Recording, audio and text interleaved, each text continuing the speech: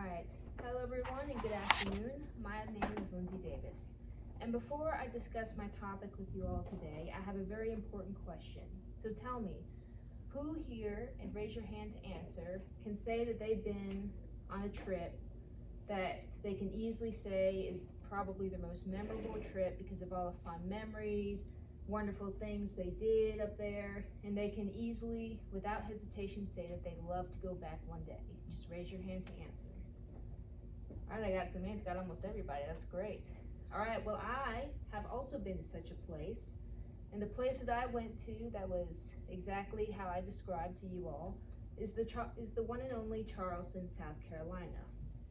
Today I'm going to discuss with you all why it was such a memorable and amazing trip to me by telling you all about 3 key events that I did while I was there. One will be the Pirate Ghost Tour. My second event would be my visit to Fort Sumter. And lastly, I will be discussing with you all my visit to see the USS Yorktown. First off, I would like to discuss the Pirate Ghost Tour. Let me tell you all, there were very real pirates that were once in Charleston. And this includes North Carolina as well. Both North and South Carolina were known for harboring and encouraging piracy. And a quote by Lindsay S. Butler, who wrote an article called North Carolina 1718 Year of the Pirate says, as early as 1684, Carolina's unsavory reputation for harboring and encouraging pirates led the Privy to instruct the Provincial Assembly to pass an act suppressing piracy. So that's how bad it was in both North and South Carolina. While we were on this Pirate Ghost Tour, our tour guide told us a true story about one of the Blackbeard's visits when he went.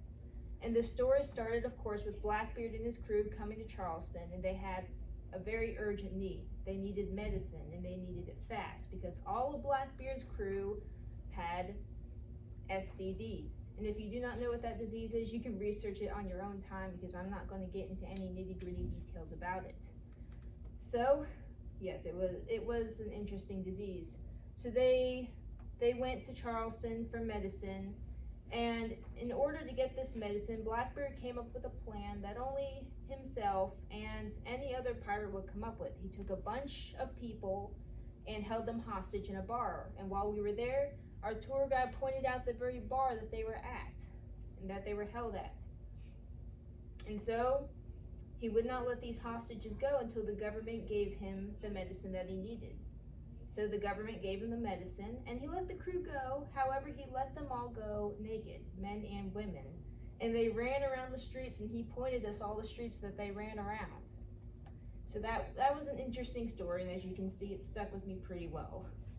So the next event I would like to talk about was my trip to see Fort Sumter. Fort Sumter was one of the forts that was in the Civil War.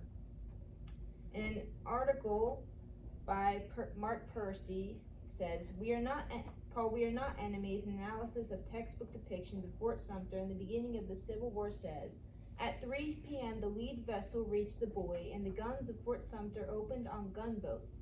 Soon all the Confederates joined in. So the big role that Fort Sumter played was really starting the Civil War. It shot the first cannons and fired the first guns that signaled the very beginning of that war.